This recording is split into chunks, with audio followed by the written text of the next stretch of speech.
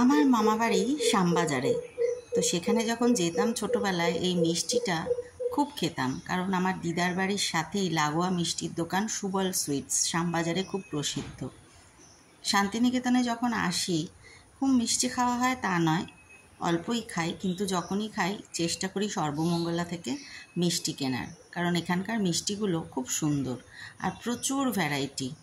তো সেদিনকে হঠাৎ করেই দোকানে গিয়ে এই মিষ্টিটা পেয়ে গেছিলাম, গোলাপি রঙের দানাদার, একদম খেতে রসে ভরা, এক কামড় দিলেই মুখটা রসে ভর্তি হয়ে যায়, আর গোলাপি রঙ। ছোটোবেলায় জানি না কেন বড়রা এই মিষ্টিটা খেতে দিত না, খুব রেগে যেত, আর আমি এই রঙটার জন্যেই খুব পছন্দ করতাম, আর সেই রঙটার জন্যেই সবাই খেতে বারণ করতো, রঙ দেওয়া মিষ্টি খাওয়া চলবে না, সাদা মিষ্টি খাও, কালো মিষ্টি খাও, কিন্তু এই রং দেওয়া গোলাপি রঙটা দেওয়া মিষ্টি খাওয়া চলবে না। আর আমার খুব লোভ ছিল এটার ওপর।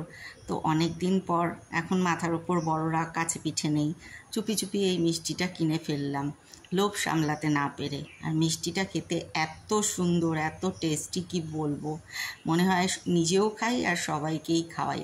কিন্তু সর্বমঙ্গলা তো আমি কলকাতায় পাবো না, তাই শান্তিনিকেতনে যারাই আসবে সর্বমঙ্গলা থেকে এই মিষ্টিটা খেতে কিন্তু ভুলবে না। ওদের আরও মিষ্টি আছে, কিন্তু এটা আমার কাছে সেরা, তাই তোমাদের কাছে শেয়ার করলাম।